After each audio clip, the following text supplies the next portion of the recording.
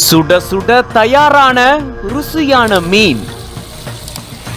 தடபுடலா அண்டா அண்டாவா பிரம்மாண்டமா வழங்கப்பட்ட அசைவ விருந்து.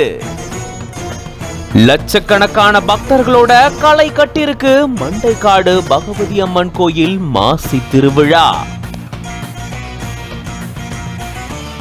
கன்னியாகுமரி மாவட்டத்துல இருக்கு உலக பிரசித்தி பெற்ற மண்டைக்காடு பகவதி அம்மன் ஆலயம். இந்த கோயில்ல ஒவ்வொரு ஆண்டும் மாசி திருவிழா வெகு விமரிசையா 10 நாட்கள் நடக்கும்.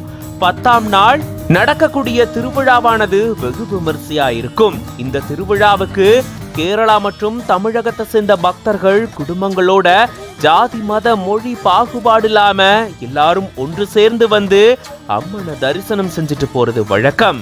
அதே போல ஆலயத்தை சுத்தி இருக்கக்கூடிய தென்னந்தோப்புல அங்கங்க குழுக்களா அமர்ந்து மீன் இறைச்சி மாதிரியான அசைவ உணவுகளை சமைச்சு எல்லாருக்கும் பகிர்ந்து கொடுத்து பரிமாறி ஒன்னா அமர்ந்து இதை சாப்பிட்டு திருவிழாவை வெகு விமரிசையா கொண்டாடுவாங்க.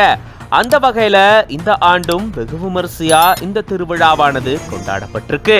கேரளா திருவிதாங்கூர் சமஸ்தான மன்னர் ஆட்சி காலத்துல இருந்தே திருவிதாங்கூர் சமஸ்தானத்தினுடைய கட்டுப்பாட்டுல கன்னியாகுமரி மாவட்டம் இருந்தப்பவே மண்டைக்காடு பகவதி அம்மன் ஆலய மாசி திருவிழா வெகு விமரிசையா நடக்கும். கேரள மாநிலத்துல இருந்து பெண்கள் இருமுடி கட்டி பொங்கலிட்டு அம்மனை தரிசனம் செஞ்சுட்டு போறது வழக்கம். அதனால இது பெண்களுடைய சபரிமலை அப்படின்னு அழைக்கப்படுது. இந்த நிலையில தான் இந்த ஆண்டு திருவிழாவும் வெகு விமரிசையா நடந்திருக்கு. நள்ளிரவுல ஒடுக்கு பூஜையோட இந்த திருவிழா நிறைவடையுது.